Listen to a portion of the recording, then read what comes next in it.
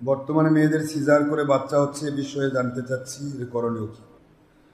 Caesar করার প্রয়োজন আগে হয় নাই, এখন সিজার করার জন্য যদি ডাক্তার বলে থাকে, ডাক্তার যদি সত্যিকারে তাকে চেক আপ করে যদি বলে যে সিজার করতে হবে, তাছাড়া সে মৃত্যুর ঝুঁকি রয়েছে, মৃত্যুর ঝুঁকি থেকে বাঁচার জন্য সিজার করা জায়েজ রয়েছে। মৃত্যুর ঝুঁকি থেকে বাঁচার জন্য ইচ্ছা করে সিজার করা জায়েজ নেই, ইচ্ছে করে সিজার করা দরকার। যেটা নর্মালি সন্তান হওয়ার সুযোগ আছে, নর্মালি হবে, এটাই স্বাভাবিক।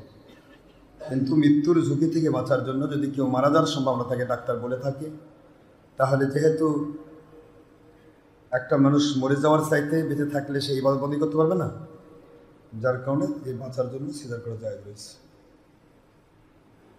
মোহাম্মদ আমিনুল ইসলাম, গৌরীপুর, মুন্সি।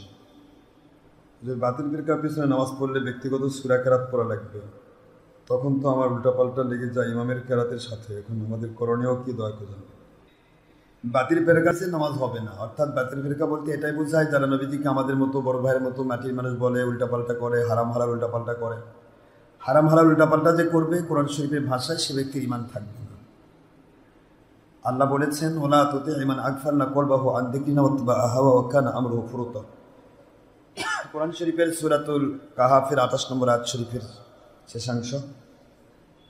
আল্লাহ বলেন, তাদেরকে অনুসরণ করা যাবে না যারা হারাম হালালের তমিজ করে না, আল্লাহর জিকির যাদের ভিতরে নেই, অর্থাৎ হারাম হালাল জায়েজ নাজায়েজ সঠিকভাবে মানে না, তাদেরকে অনুসরণ করা যাবে না। কারণ তারা তাদের নফসের গোলামি করে, প্রবৃত্তির দাসত্ব করে, মন চাহে জীবনযাপন করে, যা ইচ্ছা তাই বলবে, যা ইচ্ছা তাই করবে। তুমি যদি তাদেরকে মানো, তোমাকেও যা ইচ্ছা তাই করাবে। নাউযুবিল্লাহ।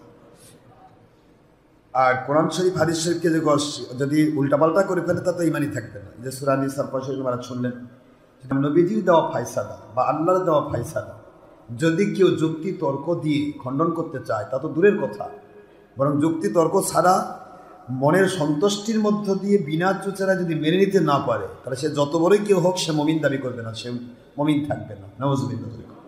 তো সুতরাং বাতিল ফেরকা এটাকে বলা হয় যারা নবীজির পক্ষে, আল্লাহর পক্ষে শুধুমাত্র অর্থ করি কামাই করে, কিন্তু তার মানে না, নবীজির পক্ষে কাজ করে না। সুতরাং ইমামের যদি ওযু না থাকে, তার পিছনে নামাজ হবে? ওযু না থাকলে তার ইমান যায় না। ওযু না থাকলে ওযুর করে নিতে হয়। তো ওযু না থাকলে যদি তার পিছনে নামাজ না হয়, তার নিজেরও নামাজ হবে না, অন্য নামাজ হবে না। তো ইমান না থাকলে তার পিছনে নামাজ হবে করে। এই জন্য মসজিদ যেন ত্যাগ করতে না হয়। প্রতিটা মসজিদ মুসলমানের মসজিদ, এটা তো বাতিল ফেরকার মসজিদ নয়। যখন মুসলমানরা ওলিয়া উলিয়ার পথে মানুষ যখন মসজিদ ছেড়ে দিচ্ছে, যে বাতিলের পিছনে নামাজ পড়বো না, তখন ওই মসজিদটা পুরাটাই বাতিলের দখলে যাচ্ছে, তাই যাচ্ছে না? এখন অধিকাংশ মসজিদ বাতিলের দখলে গেছে। কেন? কারণ বাংলাদেশ ওলিয়া উলিয়ার দেশ, এদেশে শাহজালালের জন্মভূমি। শাহজালালের পৃথিবী এই বাংলাদেশে আপনার করা মানুষকে ওলিয়া উলিয়া বানাইছে। শাহজালাল, শাহপান, শাহমাকদুমাইসবরকে ওলিয়া উলিয়ার দেশ বাংলাদেশ। এই দেশের মসজিদ বাতিল ফেরকাতে আক্রান্ত হবে কেন? কারণ এটাই হয়েছে আগে থেকে। আগেরকার আমাদের পীর সাহেব হুজুরগণ বলতেন যে বাতিলের পিছনে নামাজ হবে না। তখন কি হতো, মুরিদেরা তার মসজিদ ছেড়ে ছেড়ে তারা বাড়িতে একা পড়ে বা খানকাতে পড়ে। এই সুযোগে বাতিল ফেরকাগুলো প্রত্যেকটা মসজিদ দখল করেছে এবং মসজিদ কেন্দ্রিক মাদ্রাসা বানাইছে, যাতে করে মানুষকে বেঈমান বানানো যায়। এইটা যেন রদ করা যায়, এই জন্য এখন আমরা মাসলা দিচ্ছি যে আপনি বাতিলের পিছে গিয়ে, যেহেতু মসজিদের ইমাম বাতিল হতে পারে, কিন্তু মসজিদের মুসল্লি তো বাতিল না। আপনি এক কাতারের মধ্যে যাবেন, নিজে নিজেই সূরা কেরাত পড়বেন মনে মনে, এবং ইক্তেদায়ে বিহাজার না পড়ে নামাজে দাঁড়িয়ে যাবেন। তাতে কি হবে? তাতে আপনার নামাজটা হবে। জামাতে এসেছেন, এর জন্য আল্লাহ পাক ইচ্ছা করলে জামাতের সওয়াবটা দিয়ে দেবে। বাতিল ফেরকাকে মানতেছেন না, নফসের গোলামি করে দুশ্মনী নয়। আল্লাহ জানতেছেন যে তার পিছনে নামাজ হবে না, এই জন্য আপনি ইক্তেদা করলেন না। ঠিক আছে না? এখন এই যে মসজিদে যাতায়াত করছে, মনে করেন আমার মুরিদ বা অন্য কোনো পীরের মুরিদ এক মসজিদে, সেখানে বিভিন্ন পীরের মুরিদ, ও পীরের 5 জন, উপরের 5 জন, উপরের 5 জন, এভাবে যদি 10-15, 20 জন, 50 জন মুরিদ যদি ও মসজিদে নামাজ পড়তো, এই 50টা লোক যদি সত্য পথে মানুষকে দাওয়াত দিত, এই মসজিদে পুরা মুসল্লিকে ওই ইমামের 2 নম্বরই দলে সে ঢুকাতে পারত না। কথা কি বোঝা যাচ্ছে? আমাদের বাংলার মুসলমান তো বাতিল ফেরকার নয়। বাংলার মুসলমানের পূর্বপুরুষ দেখেন, আজ থেকে 20 বছর 30 বছর আগে সবাই কোনো না কোনো পীরের মুরিদ ছিল। বাতিল ফেরকার জন্য হয়ে যাচ্ছে, মসজিদ দখল করে ফেলছে, মাদ্রাসা বানাচ্ছে, এগুলি করে বাতিল ফেরকাতে। আমি মসজিদ ছেড়ে দিলে তো গেলই। তাহলে তো তাদের দখলে চলে যাবে। আর আপনি পীরের মুরিদ, হক পীরের মুরিদ, অথচ আপনার বিরুদ্ধে তারা মুসলিমদের বুঝাবে হলে ভণ্ড পীরের মুরিদ, নামাজ পড়ে না। কি কথা কি বোঝা গেছে? এতে আপনার পীরের উপর মিথ্যা অবাদ দিল, সাধারণ মানুষগুলোকে বেঈমান বানাচ্ছে। আপনি দাওয়াত দেওয়ার সুযোগ থাকলো না, আপনি সমাজের মধ্যে কোন ঠাসা হয়ে গেলেন, আপনাকে তারা জিম্মি করে ফেলবে। ধীরে ধীরে দেখবে যে ভণ্ড পীরের মুরিদ, এক মানবে না, কেউ মানবে না, পুরা মুসল্লি আপনার বিরুদ্ধে চলে যাবে। কথা কি বোঝা যায়? এই জন্য মসজিদ ছাড়া যাবে না। আপনি মসজিদে গিয়ে যে একা একা নামাজ পড়তেছেন, এত কেউ জানলো না, আল্লাহ জানতেছে। কিন্তু আপনি মসজিদে যাতায়াত করলে কমের পক্ষে বাতিল ফেরকা মুন্সি বলতে পারবেন ও ভণ্ড পীরের মুরিদ, নামাজ পড়ে না।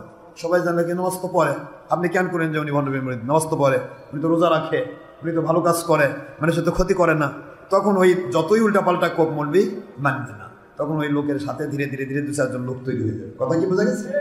হক পথে মানুষকে দাওয়াত দেওয়ার স্বার্থে আপনাকে মসজিদে যাতায়াত করতেই হবে, মসজিদ ছাড়া যাবে না। আমাদের কোনো মুসল্লি মসজিদ ছাড়বে না, মন চাক আর না চাক। আপনাকে দাওয়াত দেওয়া ফরজ, দাওয়াত দেওয়ার সুযোগটা রাখতে হবে না? আপনি নিকটস্থ মসজিদে জানি না, তো দাওয়াত দেবেন কেমনে?